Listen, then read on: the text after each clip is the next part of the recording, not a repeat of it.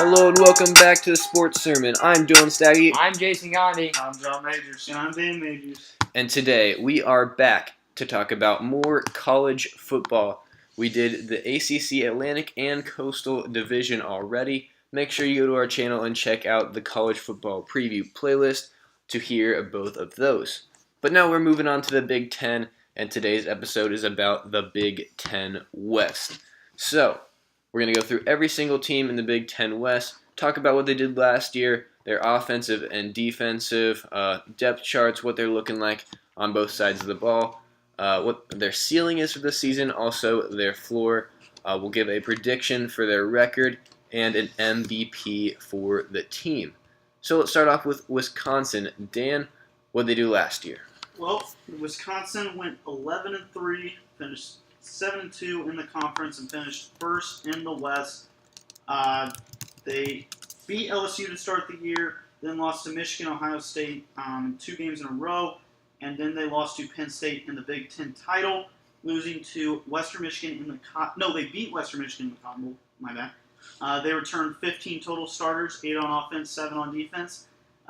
Key losses on offense include Bart Houston, Corey Clement, Ryan Ramczyk, and Robert Wheelwright.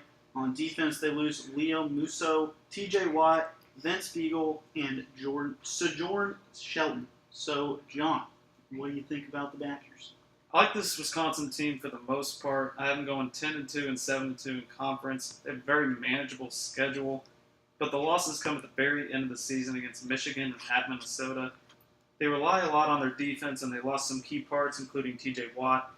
But look for TJ Edwards to have a big year. He had 89 tackles last season. They have to reload on the rushing attack. And they did miss out on some graduate transfers of quarterback, so they're going to have to rely on Alex Hornibrook to lead the team. Yeah, offensively, they had the nation's 89th best offense, and with 8 starters returning. At the running back spot, which are always good, they've got bruising Bradrick Shaw, who looked great at times last year. Tywan Deal is a good veteran, and then the Pittsburgh transfer, Chris James, should blow up. Last year, rushing yards, Wisconsin averaged 203.1, and their opponents averaged 98. So, like I said, the running game's always a focal point of Wisconsin. John mentioned it, but Alex Hornibrook and Troy Fumagalli should be a dangerous quarterback to tight end combination. They did lose Ryan Ramczyk on the offensive line, but the offensive line's back for the most part. They just need to score the damn ball. They are so bad at punching the ball in the end zone, and hopefully Wisconsin can find to score the ball more offensively. Defensively, their defense is always good. Finishing 7th overall, 3rd against the run, 4th in scoring defense. Their front 7's unbelievable, but they've got a new defensive coordinator in Jim Leonard, a former Wisconsin star safety. He needs to get the secondary to work together. Georgia State, Northwestern, Purdue, and Penn State put up huge numbers over the top of the Wisconsin defense, and the Penn State games would cost them the Big Ten. I think that's it. Dylan? Yeah, the thing for the Badgers is they got to find a replacement for Corey Clement. The Badgers return 15 starters, but lose a lot of key guys like Corey Clement, TJ Watt, and Vince Beagle. Alex Hornibrook does come back as a quarterback. At least you don't have a new quarterback, but Alex Hornibrook wasn't anything special last year either. But like John said, the schedule lines up very nicely for the Badgers. And I have them winning 10 games, but I could easily see them getting 11. So I think they do make the Big Ten title and beat Michigan, but still don't get in the playoff. Well, I'm not a huge fan of Wisconsin this year. I think Corey Clement was the key to their offense, and losing him will be huge. I think their offensive line will be all right. Jack Sitchie, I think that's how you pronounce his name, he's coming off of a season-ending injury, and I think he will be the main guy for them on defense. I have them going 10-2, 7-2 in the conference, losing to Nebraska and Minnesota, and finishing 2nd in the West. All right. 2nd. What? Yeah. All right. So let's move on to Iowa. Yeah, did you put your record, John? Yeah, I have them going 10-2. Okay, I've gone 11-1. I think their ceiling's going 12-0. I think that they could beat Michigan. That's the only game I could see them losing. But their floor is at 8-4. I think they go 11-1 and go to New Year's Six Bowl. Their schedule is very easy. It's for a Big Ten. very easy. And all games that they could lose, they all have at home. Like teams like Michigan, they have at home. Iowa's at home. Northwestern, Maryland are at home. Upset candidates maybe on the road are at home for the Badgers. Really good layout for their schedule this year. Yeah, Wisconsin's got such an easy schedule that's why I think I don't even see it being 10-2. I don't think they're going to lose to besides Michigan. It's just so incredibly easy. And that's why I think it's a realistic chance they go 12-0. Not because they're skilled, it's because their schedule. All right, yeah. I also their ceiling and floor for me is 11-1, 8-4. Like you just said, very easy schedule. Yeah. So let's move on to Iowa now. Iowa went 8-5, finished 6-3 in the conference, and second in the West. They went on to the Outback Bowl to lose to Florida this year. They lose C.J. Beathard on offense, LaShawn Daniels, Riley McCarron, Jared Minnick, Smith, and Cole Croston. On defense, they lose Desmond King, Jaleel Johnson, and Faith Ekati. So, John, what do you think about Iowa? I'm not high on Iowa. They have a tradition of doing well, but no C.J. Beathard's going to be a problem for them. They have a new offensive coordinator, though. They're going to attack more downfield in the passing game. They have a quarterback competition that could go not as well as they were hoping, but Akrum Wadley is one of the best running backs in the country. Could be second-round, third-round pick. Also, Josie Jewell, the linebacker, is one of the best in the conference. But I have them going 4-8 and 2-7 in conference. I'm not high on Iowa. Their ceiling for me is probably 5-7, but I don't know, 3-9 is probably their floor. Yeah, I've got offensively, they're going to miss Beathard, as you said. Nathan Stanley and Tyler Wiegers are competing for the job. Wide receiver Matt Vandenberg comes back healthy from a third injury, and Jermaine Smith becomes more of a factor after coming off a decent 23-catch season.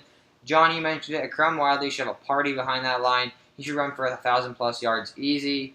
Iowa averaged of 6.4 yards per pass, bottoming out with a pathetic performance against Florida. Its third game in the Final Four with fewer than 100 passing yards, so I am not high on Iowa. Defensively, they still managed to have the 23rd defense in the nation, 13th in total D. The top four tacklers return, including all three of the starting linebackers. John, you said it. Josie Jewell is back in the middle after leading the team in tackles each of the last two seasons, while Bo Bower and Ben Neiman on the outside should round out the best corps in the Big Ten.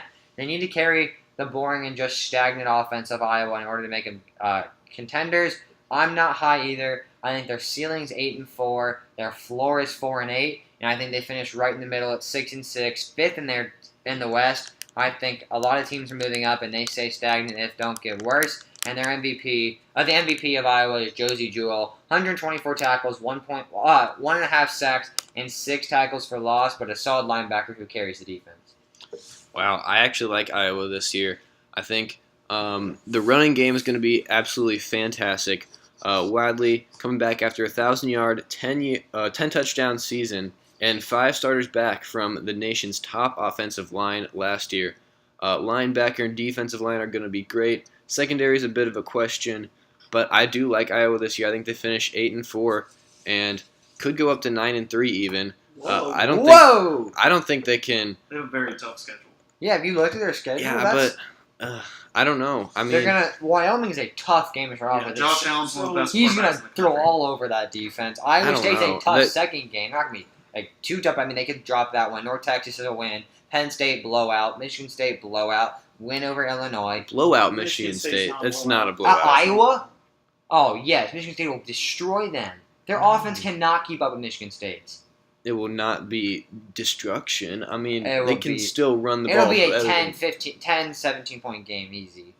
And then Northwestern, they'll lose. They might beat Minnesota. They'll get destroyed by Ohio State, destroyed by Wisconsin, hopefully beat Purdue, and then a tough game at Nebraska to end the year. I just don't see This isn't the team that's close to the Rose Bowl team a few years ago. No, they're 6-6. Like I said, I think it's closer to 4-8 than it is 8-4. They have some pieces that they could be good. The defense will be solid, but they lost Jaleel Johnson struggle. and Desmond King, which scares me on the defense. I just like the running game. I mean, Akrum Wadley, plus 5 starters from the best offensive line last year.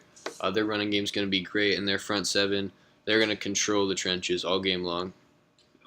Yeah, I'm a little bit higher on Iowa than you guys. Not as high as Dylan. Ranked 117th in yards per game last year. Offensive line solid again as they only lose one guy. Josie Jewell, like John said, he'll be a key on the defense. But I have been going 7-5, losing to Penn State, Northwestern, Ohio State, Wisconsin, and Nebraska, and finishing 5th in the West. So let's move on to Nebraska. Last year went 9-4, 6-3 in the conference, finished 3rd in the Western Division. Went to the Music City Bowl and lost to Tennessee. They returned 10 total starters this year, 4 on offense, 6 on defense. On offense, they lose Tommy Armstrong, Terrell Newby, Jordan Westerkamp, Brandon Riley, and Dylan Utter. On defense, they lose Josh Banderas, Nathan Gary, Michael Rose-Ivy, and Ross Zuris. So, John, what do you think about Nebraska this year? I like Nebraska, but not enough to win their division. They got 2 key acquisitions in the offseason. Bob Diaco, the defensive coordinator, really good defensive coordinator, not in the right system. Over at UConn, he was the head coach, not in the right situation. But they have Tanner Lee, the quarterback transfer from Tulane. Look for him to have a big year. They have a kind of manageable schedule, but they have to play at Penn State, at Minnesota. They have Ohio State, Wisconsin, and then they have at Oregon in the second week. So I have them going 8-4, but they have the potential to go 9-3. At worst, 6-6. But Mike Riley keeps improving this team, and maybe they can get the win in the division. Yeah, I'm not that high on Nebraska. Their offense is okay. Tanner Lee is to step in from Tulane at quarterback. Tommy Armstrong Jr. is gone, who I liked as a quarterback. At running back, Divine Ozigbo is going to have to lead the running backs after the top 2 backs are gone. And Stanley Morgan Jr. and DeMornay Pearson-El have boom potential at wide receiver. Defensively, there's a lot of average, and they really need someone to step up. Dan, you mentioned that the loss of Ross Zuris was the only guy that led the team in sacks with 5.5 sacks last season. And I just don't think anyone's really going to take charge of this team, but they've got enough individual talent to make a bowl game. I like them at 7-5, with their ceiling being 8-4 and their floor being 5-7. I think they finished 4th in the conference, in the division, behind Wisconsin and some other teams, but just ahead of Iowa. Their MVP is going to be Josh Kalu, 66 tackles last season with a pick and 11 broken up passes after coming off of a 75 tackle season and 3 interceptions 2 years ago. So I think Joshua Kalu is the one that has the most potential to be the star of the Nebraska defense, but I'm not sure anybody takes that next step. Yeah, I'm not too high on Nebraska this year. I don't think they can break through to the top and really be in contention for the Big Ten West. I think they're really going to miss Tommy Armstrong Jr., but they do have some talent coming in, but I don't think enough to make up for Tommy Armstrong Jr. And with a first-year coach, I don't love Nebraska this year. And they have 4 losses on the schedule, I think, at least guaranteed, with Oregon, Wisconsin, Ohio State, and Penn State.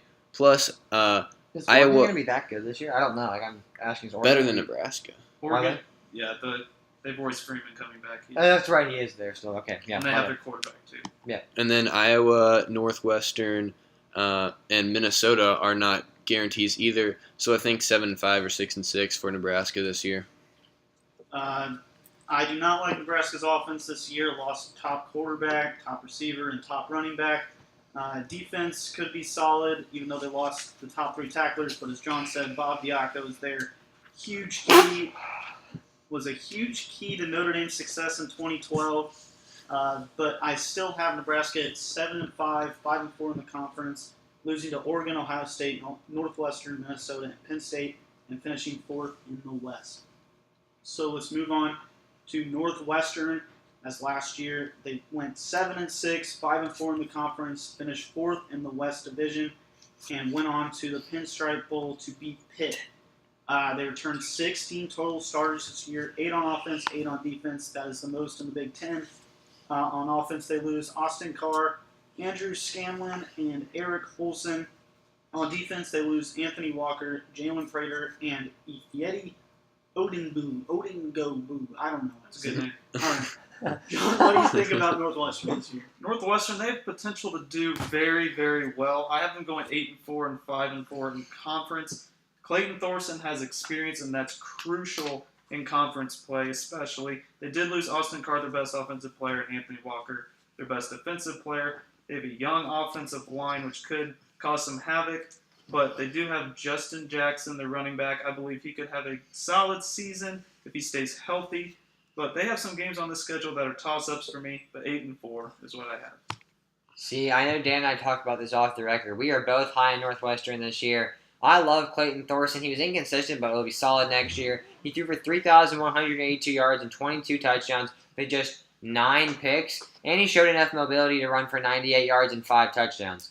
Justin Jackson continues to be the argument for pound, the toughest runner in college football, carrying off over 1,500 yards and 15 touchdowns. If Thorson can be protected in the pocket, this offense has some firepower. Defensively, the front four is lacking depth, but is still solid. They need a dominant playmaker like Anthony Walker Jr. last year. Secondary gave up a ton of passing yards, but still had 25 takeaways and so many third down stops. Their safety, Godwin Igwebuike, team leading 108 stops with 2 picks and 7 broken up passes. So I think he's going to have to nail down that secondary. My ceiling for them is 10-2. I think that's realistic if they can steal a game. My floor for them is 6-6 if everything goes wrong. My realistic, where I have them at, is 9-3, finishing second right behind Wisconsin. I love Thorson and Jackson. If they can both stay healthy, that team is going to be phenomenal. And I think MVP-wise, I put Clayton Thorson / Justin Jackson. It's really just whoever can utilize the line more. Yeah, Thorson and Jackson are going to be absolutely fantastic this year. The big two for Northwestern. Receiver's still a little bit of a question, but a lot of potential on the defensive side. A lot of playmakers in the secondary. But Northwestern, their schedule also lines up very nicely. I think 10 winnable games on this schedule. I don't think they can beat Wisconsin or Penn State. Every other game is winnable, though, for Northwestern, so I put their ceiling at 10-2. Floor, I see 6-6, but I'll go right in the middle of that and say they go 8-4 this year. All right, I'm with Jason on this one. I'm very high on Northwestern. I think Justin Jackson is one of the best running backs in the Big Ten, as he had over 1,600 yards last year. Also, a guy to look out for on the offensive side of the ball is Jaylen Brown. He could be huge at receiver, an incoming transfer from Oregon. On the defensive side of the ball, there was 2 other top 4 tacklers. Oding Nobo, whatever you say his name, he'll be greatly missed as he had 10 sacks last year. But Godwin Igwebuike will be fun to watch as one of the best safeties in the Big Ten. So I have them at 9-3, competing for the West Division title, and I have them 6-3 in the conference, losing to Wisconsin, Penn State, and Maryland, all 3 straight losses there, and I have them finishing 3rd in the West. So let's move on to Minnesota. As last year they went 9-4, 5-4 in the conference, and finished 5th in the West. They returned 12 total starters, 7 on offense, 5 on defense. On offense, they lose Mitch Ledner, Drew Wolvertowski, Brian Smith, and Jonah Persig. On defense, they lose Demarius Travis, Jack Lynn, Jalen Myrick, and Nick Rallis. Also, a very big thing is new head coach in PJ Fleck. So, John, what do you think about Minnesota? I love PJ Fleck and what he did at Western Michigan. Turned that program around. Minnesota fans are really hoping he can do the same. I'm high on them, but they also have kind of a tough schedule in some parts. I have them going 8-4 and 5-4 in the conference. Look for a guy like Rodney Smith as their MVP. Their ceiling for me is around 10-2. Floor, I'd say 7-5. I like this team. They're young on defense, but they have potential to do very well in the conference. Yeah, Dan's very high on Minnesota. I'm not that high. I mean, I think they'll be good, but the 1-2 rushing punch of Rodney Smith and Shannon Brooks should be among the Big Ten's most effective. Rodney Smith cranked up 1,158 yards and 16 scores, pounding out just under 5 yards per carry while catching 23 passes for 188 yards. Connor Rhoda and Denver Croft were the 2 battling out to replace Mitch Leidner. Both options are big, smart, and with good arms, but the quarterback kind of is irrelevant in Minnesota because the Gophers threw for a grand total of 5 touchdowns against FBS teams last year. So they've got to hope like heck that Rodney Smith can carry this offense. Defensively, all Big Ten defensive tackle Steven Richardson will try and anchor the front line with just Jonathan Celestin, Blake Cashman, and Cody Pook at linebacker. The pass rush that cranked up 37 sacks last season will need to produce again. And the secondary is young, but it will produce. My ceiling for them is 9-3. I think that's if everything goes right, they can go 9-3. They just don't have. There's too many question marks at key spots. Their floor is 5-7. If no quarterback shows up, the running game can't get going behind the OK line. It goes 5-7, but I think realistically 7-5 and finish third in the West. For Minnesota, I like PJ Fleck, but I don't think this year is the year for Minnesota. Mitch Leidner, obviously, you got to replace him. That's going to be tough. The running game is going to be awesome, like Jason mentioned. Rodney Smith and Shannon Brooks, the big duo in the backfield. On the defense, a lot of potential. Jonathan Celestin, a lot of good guys for Minnesota. However, not good enough to compete for the Big Ten West. And the back half of the schedule for Minnesota is really bad. They start off with Buffalo, Oregon State, Middle Tennessee, Maryland, Purdue. They should win all 5 of those. But then after that, every game besides Illinois is losable. Michigan State, then Illinois, that's a win. But after that, Iowa, Michigan, Nebraska, Northwestern, and Wisconsin, 3 of those on the road. I say 7-5 for Minnesota because that back half of the schedule is going to be really tough for them. All right, so you guys are going to think I'm crazy, but I'm high on Minnesota this year. It's kind of hard to explain, but there's 3 teams that I think can compete for the West, and that's Minnesota, Northwestern, and Wisconsin. West is not very good. I'll give you that, okay? Minnesota, PJ Fleck, that's basically what they have. And I love him coming from Western Michigan. Rodney Smith, I think, will be huge on the offensive side of the ball, having over 1,100 yards rushing. Steven Richardson will also be a highlight of the defense, coming off of 7 sacks a year ago and earning third-team Big Ten honors. I have their ceiling and floor 10-2, 6-6. And I have them going 10-2, 7-2 in the conference, and losing to Northwestern and Michigan. They play Northwestern on the road, and the way I look at it, the 3 teams in this are Northwestern, Wisconsin, Minnesota, like I said, and Minnesota loses to Northwestern on the road. Wisconsin loses to Minnesota on the road, and then whatever Northwestern loses to Wisconsin on the road. Yeah, so I look at that. And I have Minnesota winning the West. So your reasoning behind having to go 10-2 is because their schedule's bad and they have a new coach. Yeah, their schedule is so easy. Look at that. Iowa, Michigan, Nebraska, Northwestern, Wisconsin. 5 weeks in a row. And you have to go Maryland. Iowa's down this year. Michigan, they Michigan's could not possibly good. pull it out. Michigan's Michigan's down this year. They're still going to destroy Minnesota. PJ Fleck will not stand a chance at Jim Harbaugh for going straight off coaches. It is at 5 Michigan. returning starters. Michigan is not that good this It year. doesn't matter. They have the best recruiting. They have one of the best recruiting classes every year. Rashawn Gary will eat up whoever their quarterback is. If you return 5 total starters, you're not going to be that good. You definitely can be in your Alabama, Ohio State, Michigan, Notre Dame, all those big teams that get so many good Ohio recruits State every was year. a year early last year and made the playoff. There's How'd no. that turn out, though, when they made the It playoffs? doesn't- Were they ready? But Does they're it better matter? than Minnesota.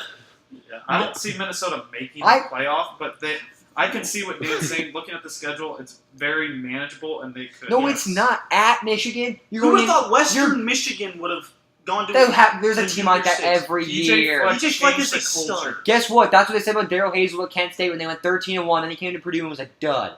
Okay, well, that changes with coaches. That's what I'm saying. You can't buy Fleck because he was good at Western Michigan. I do like Fleck, and I like what he's good. doing, but not He's not this good year. enough to make this team 10-2 off of 1 year when you I'm lose your saying starting 8-4. quarterback. I don't see them making the I playoff. have 7-5. But Yeah. they have some games that are up and down that they could possibly go 9-3. That's why I don't see 9-3 is the ceiling. 10-2 is just outlandish to me. At the Big House in Ann Arbor, no chance. My losses are actually to. I just looked At- at it. My losses are to Northwestern and in Michigan. Michigan, at both places. There's not going to be Everything else, they Wisconsin. are better than How are they every going to beat single- Wisconsin? Okay, the West is always up for grabs. Horny Brook Then and when Silvervalley things is happen, going to throw. injuries happen. Wisconsin, their quarterback's not very good. Michigan Lost State? Corey Clement. Clement is not. Michigan State? Or I mean, What about Michigan State? what do you mean? Oregon what about State's an Michigan State? improved team. Michigan State's an improved team. It's a Those home two game for It's a home Minnesota, game I don't know. for Minnesota. at against Oregon Michigan State. I'm saying Oregon week 2 State's they not that good. Oregon They're State's not that very bad. down this year. Trust me. No. I already looked at it. They're very No, down. Oregon they're State's not not that that good at all. they could put up a That's- fight with Minnesota. No. Yes, they can. I've already looked at it. No. We're coming back to this week 2. Oregon State upsets Minnesota. We're coming back to this all right. tape right here. All right. At Oregon State, there's no way Minnesota goes 10-2. They will lose to one of the two, Oregon State or Michigan State, guaranteed. All right, whatever. Let's move on to Illinois now. Obviously, not a good year last year, going 3-9, 2-7 in the conference, finishing 6th in the West. They return 11 total starters, 5 on offense, 6 on defense. On offense, they lose Wes Lunt, Justin Hardy, Zach Grant, Joe Spencer, and Austin Schmidt. Defense, key losses: Hardy, Nickerson, Carroll Phillips, DeJuan Smoot, and Jamel President. So, John, what do you think about Illinois? I am not high on Illinois. I'm not a fan of Lovie Smith in the college system. I have them going 3-9 and 1-8. The ceiling for me is 4-8. They aren't very good. I could see them possibly losing week 1 to Ball State, honestly. But my MVP for them is Mikey Dubek. If he finally stays healthy in his career, he will be solid. He's had a career of injuries, so maybe he can stay healthy and have a big year. Illinois, offensively, they've got a JUCO stud in Dwayne Lawson who comes in to hopefully bring some kind of positivity to the quarterback spot. Kendrick Foster averaged almost 6 yards per carry. Now he's back after leading the team with 720 yards and 7 scores. And John, like you said, Mike Dudek, the leading receiver from 2014, went down with an injury. If he stays healthy, Malik Turner, Desmond Kane, and him will lead a solid wide receiver group. At the defense, Trey Watson is a stud at the linebacker and will be all-conference guaranteed. The secondary should be the strength, starting with good hitting corner Jalen Dunlap around a pair of nice safeties into Stanley Green and Patrick Nelson. The front four needs to stop the run. Wisconsin, Iowa, and Northwestern combined for 903 yards and 12 touchdowns in the final 3 games. Yes, Iowa threw for less than 100 yards in that game. Their ceiling, 4-8. Their floor, 0-12. And I think they finish at 2-10. They lose to Ball State opening game. I think Riley Neal throws all over that. Yes, I like Ball State this year. I've seen what they have. I like Riley Neal. I like Reggie McGee on the defensive end. Do you have them getting a win in the conference? Let me see the schedule one more time. No, I think they beat Rutgers. They beat Rutgers. Rutgers is a bind. Yeah, that's for sure. But yeah, then they beat Western Kentucky and Rutgers. But like I said, they lose to Ball State. Riley Neal, Reggie McGee, too much there week 1. They come back with Western Kentucky and they beat Rutgers. So yeah, 2-10, finished last in the division, and the MVP is Trey Watson, coming up with 102 tackles. But did you say they play Western Kentucky? Yeah, They have one of the best offenses in the country. They could even lose that. Yeah, exactly. That's what I'm saying. I think they get that one though because they lost their coach, who's now at Purdue. But coming up with 102 tackles, 4.5 tackles for loss, 3 forced fumbles, and 5 double-digit tackle games, Trey Watson's their MVP. Yeah, not much going for the Illini this season, as they lose a ton of guys from last year on a terrible team last year. 127th in the country in first downs, 123rd in total offense, and 122nd in scoring offense. If Mikey Dudek comes back at the wide receiver position, they could have a decent offense. Still questions at the quarterback position.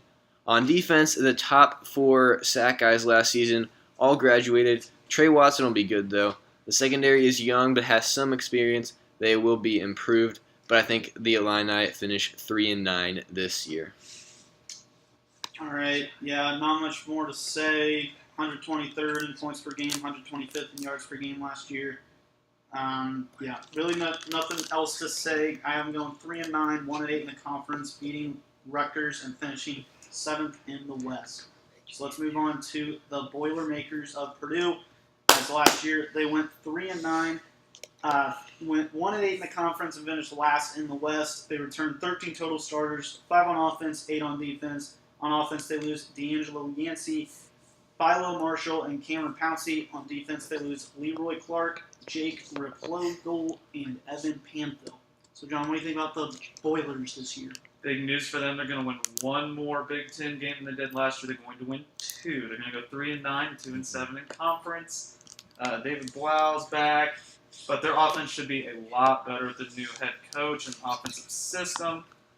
They have a tough schedule, especially early on, playing Louisville to start the year, at Missouri, Michigan. They have at Wisconsin, at Northwestern, and then always a good rivalry game at the end with IU. In the future, look for a guy like Corey Holmes, a wide receiver transfer from Notre Dame, to be big for them, but not this season. I'm higher on Purdue than you are. I like David Blau. He threw for 3,352 yards and 25 touchdowns. Had a few big performances, throwing for 391 yards and 4 scores against Minnesota and 401 yards against Cincinnati. but he did have 21 interceptions. Blau showed flashes of potential this past year. If you can get comfortable under Brome's new system, there's a lot to like. Brome made Brandon Doughty the second best QB in the nation in total yards in his first year at Western Kentucky. Markel Jones is a bright spot in the offense who looks to shine next year at the running back. And the wide receiver group starts all over with all three players who caught 39 or more passes last season: D'Angelo Yancey, Bilo Marshall, and Cameron Posey. Offensive production is solely based on how quick Blau and the receivers can get acclimated to the new offense, but if they can, I think it has a chance to be explosive. Defense, it was horrid. They couldn't stop the run and did a miserable job making key stops. Jalen Robinson will create some form of pass rush, but the secondary lacks depth. The linebackers is where they have to get excited. Marcus Bailey is one of the Big Ten's best all-around defenders. T.J. McCollum, transfer from Western Kentucky, should help lead the Purdue linebacking crew as a focal point of the defense. But, like I said, the defense was among the worst in the nation on third downs, allowing offenses to convert 49% of their chances on third downs. So, their ceiling, I know it sounds dumb, but if they got everything to click, is 7-5, they make a bowl game. Oh, but I think their no. floor, is 3-9, and I put them at 4-8. Wow. I mean, you look at their schedule; it's not that hard. They've got Louisville; they'll get killed. They'll destroy Ohio. Missouri, I don't think's that good. It's at Missouri, so I'll give Missouri the win. And then you've got Rutgers, easy win. I think they could take Nebraska and Illinois in back-to-back games. They're at home. Nebraska is homecoming game. I think they could take Nebraska, which puts them at 4 wins already, and then maybe IU, which puts them at 5-7. And like I said, if everything goes right, they can beat Iowa. And then maybe steal one from Minnesota or Missouri, like I said. So that's where I got the 7 from. Rivalry game. That's where I get the 7 from. Score all over. I think it's an optimistic 7, obviously, because it's a ceiling. But I like it at 4-8, with Ohio, Illinois, Rutgers, and Nebraska being those 4 wins. I agree with everything you said besides the 7-5. I think the most they can pull out is 5 if everything goes right. Ohio, I think they win. They have a tough non-conference. If they didn't have Louisville and Missouri, maybe. Missouri's not that good. It's at Missouri, which is why. I mean, I'd give it to Missouri because it's at Missouri, but if it's at Purdue, I wouldn't say I'd say it's a toss-up.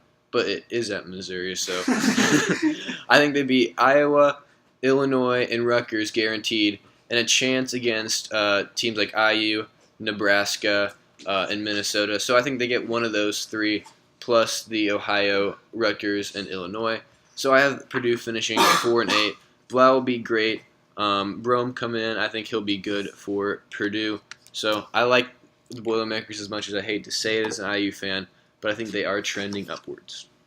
All right, I do not like Purdue as much as you guys. Ranked 106 in points per game last year, 126 in rushing yards per game. Lose 4 of their top 5 receivers and have 3 new guys in the offensive line. Also on defense, they're ranked 117th in points allowed. So nothing huge for Purdue in my opinion. Ceiling, I have a 4-8 and floor 1-11. So how are they going to go 1-11? You're not going to beat Rutgers in Ohio. Who are they going It's Purdue. I mean, you don't know. It's Purdue. They're not that good. David Blau is like stud. If he can just limit his turnovers, he's a stud. Well, and that's the floor. I think 2 of the worst Injuries teams could happen to you. Also, that and 2 of the worst teams in the country, or in the Big Ten, they could definitely lose a game there. So I have them at 2-10, 1-8 in the conference, and beating Illinois, finishing 6th in the West. Also, let's move on to our surprise team out of the West Division. John, what do you have? I have Minnesota again. I like PJ Fleck. He changed the culture at Western Michigan. Sorry, and I believe he can do it again at Minnesota. Maybe not year 1, year 2, possibly, but they have a bright future. My surprise team's Northwestern. Due to the schedule, I like Thorson and Jackson. I'm a big fan of Northwestern this year. I'd say Wisconsin. I think they're the 4th best team in the Big Ten, but surprising that they can easily get to 11-1. May not be the highest ranked team to start the season, not the most talent on the roster, but I think their record will definitely outperform what people might think it is as being the 4th best team in the Big Ten. I think we all know my surprise team, Minnesota. I have them finishing 10-2, and PJ Fleck will turn them around in a very, very, very easy schedule, and they will win the West Division. So let's move on to the disappointing team in the division. John, what do you have? I have Iowa. I'm not big on them this year. No C.J. Beathard, so they're going to struggle. Need to find a quarterback. They could possibly do well, but I don't see them having a good season. I'll follow that up. I've got Iowa as well. They lose too much in Beathard on offense and Desmond King on defense. I'm not loving Nebraska this year without Tommy Armstrong Jr. I don't think they do great this year at all. I don't really have a disappointing team, but if I had to pick one, I'd say Wisconsin, just because they wouldn't make the Big Ten championship, and basically everybody has them there. So let's move on to a player who deserves a bigger spotlight. John, what do you have? I have Clayton Thorson, quarterback of Northwestern. He to have experience in the Big Ten, especially in the West, is crucial. I believe he could have a solid season, and they have a good running game as well, so that's going to help him get out of some situations. You're stealing the words out of my mouth. I have Clayton Thorson also, threw for 3,182 yards, 22 touchdowns, just 9 picks, and showed enough mobility to run for 98 yards and 5 scores. Mine's going to be David Blau. I'm going to mix it up a little bit. Purdue's on the rise, and their defense still isn't great, though, so Blau will have to throw the ball a lot this season. He will rack up the yards and the touchdowns for Purdue. I think they're on the uprise, and I like David Blau. I really like Justin Jackson of Northwestern. I think they compete for the West Division title, and Justin Jackson leads them there. So, Coach on the hottest seat, John, what do you got? I have Lovie Smith. I don't know if he'll be fired after this year, but Zach's not here to say anything. But Second-year guy. Yeah, after year 2, that's the reality in college football. People get fired all the time. It doesn't matter. Lovie Smith could be fired after a bad season in Illinois. Who knows? I swear we didn't do our notes together. I also have Lovie Smith. I'm going to have Mike Riley for Nebraska. The seat's getting hot for him, and if Nebraska has another down year, he might be gone. I have Mike Riley of Nebraska. Third year here. They're in trouble this year, only returning 10 guys. So let's move on to the best pro prospect. John, what do you got? I have Crum Wadley, running back of Iowa, and also Josie Jewell, their linebacker. I couldn't decide on which one. Both of them could be in second round, maybe late first round if they have good seasons. I went away from there. I kept the Northwestern 11 went Justin Jackson. Saquon Barkley might get the spotlight, but Jackson was the Big Ten's leading rusher in 2015, and he finished second to Ezekiel Elliott in 2015. Justin Jackson's a stud out of Northwestern. I also have a Crum Wadley, like John said, 1,000 yards, 10 touchdowns last year, and he will have a big season behind Iowa's 5 offensive line. Their whole offensive line coming back this year. I have Godwin Igwebuike of Northwestern. Had 108 tackles last year, 6 tackles for loss, and 2 picks. I think he could be a potential 3rd or 4th team All-American this year. All right, so I think that's going to do it for our Big Ten West episode. What is coming up on the Sports Sermon, Jason? So we've got the East coming out tomorrow with a debate on who's going to be better, Michigan, Ohio State. As you heard earlier, Dan's not high on Michigan and Penn State. But yeah, it's going to be a good one, I promise you that. And then we've got some fantasy football on Saturday. The quarterback rankings, Cam Newton, Jameis Winston, will they be back? Will one of them star? All that good stuff coming up. Yeah, plenty of football, fantasy football, college football previews coming out over these next couple of weeks. If you want to see that all, make sure to hit the subscribe button. If you enjoyed this one, hit the like button. And if you want to follow us on Twitter to see every time we post a new video or a new article on our website, click the link in the description and follow us on Twitter. Thank you guys for listening, and we will see you tomorrow.